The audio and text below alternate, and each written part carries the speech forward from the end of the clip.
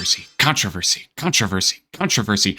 I'm thinking if I say it enough, YouTube's going to catch on and push this video into your recommended, so it's worth a shot. Controversy, controversy, controversy. Recently, I made a video focusing on my controversial takes in the gaming world. I talked about some takes that I thought others might not agree with, and a bit later, I asked for your controversial takes, and I gotta say, some of you scared me.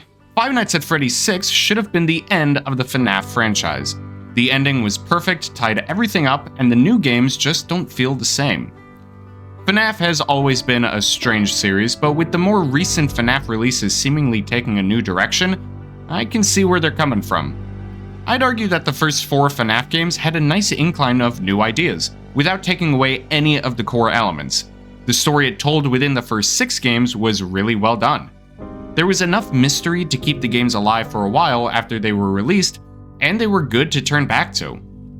But now, with Security Breach making an open world and a virtual reality game and Help Wanted, alongside an augmented reality game that released a while ago, remember that? FNAF is definitely having an identity crisis. What made the games feel special was that it was an indie game that exploded in popularity and told a scary story that grew over time.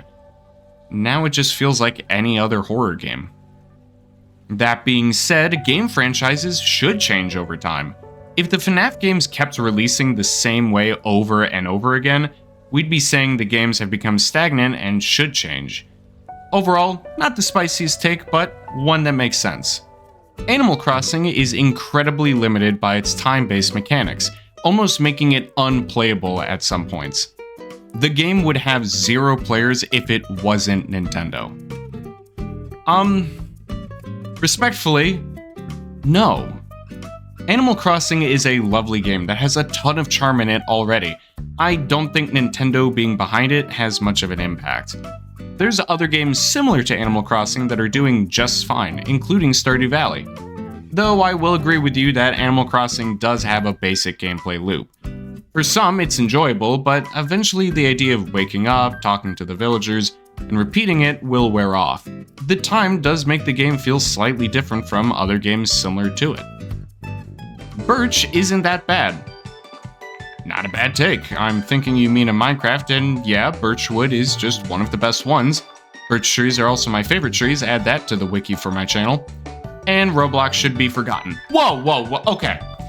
I wish you'd explain why, because that is an interesting take. It's not that you wish Roblox never existed, but that it was completely gone and that no one remembered it. Leave it in the past. I've hardly played Roblox, and the amount of meme formats that have spawned because of it is incredible. Imagine if games could just be forgotten, like no one ever remembered them. Maybe a video for another time. Mobile games are underrated back in the day. Here we go, another good one. Mobile games have always gotten an interesting rep.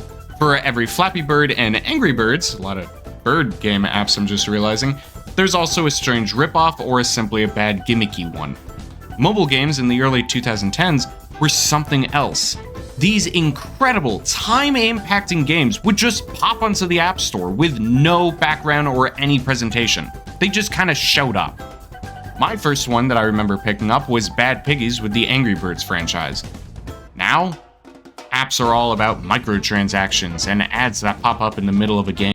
This is Charlie Charlington, coming at you every Tuesday here on the Snap YouTube. No, wait, don't skip the ad. Ugh, I hate those ads. They completely ruin the flow of the game. I think if mobile games had less ads and were simply there to be something you could actually pick up and go, we could see them have a resurgence. The Dark Souls series is not difficult. You go on and talk a little bit more, but here's what interested me. Whenever I see a challenge runner beat a Dark Souls game fist only while nailed to a Guitar Hero controller, I think it's as impressive as someone counting to 100 million from 1. What an excellent commitment to a pointless level of achievement. Look, difficulty between games differ from person to person. I found Split Fiction to be an enjoyable game that offered some challenge, but not much. Meanwhile, others might find the game to be hard to control if they're unfamiliar with the controls or the style of game. Over time, they can get better, but it takes time. As for the second part, entertainment's entertainment. I don't know what this says about me, but I enjoy seeing others go through these challenges. If anything, they inspire me to go after challenges of my own in my own life. Maybe not even having to do anything with gaming. It's not about the achievement itself, but what it sparks in people. And honestly, watching someone absolutely suffer through a self-imposed nightmare for our entertainment, chef's kiss. They're doing us a favor. Keep it up, guys. I'm not doing it, but keep going.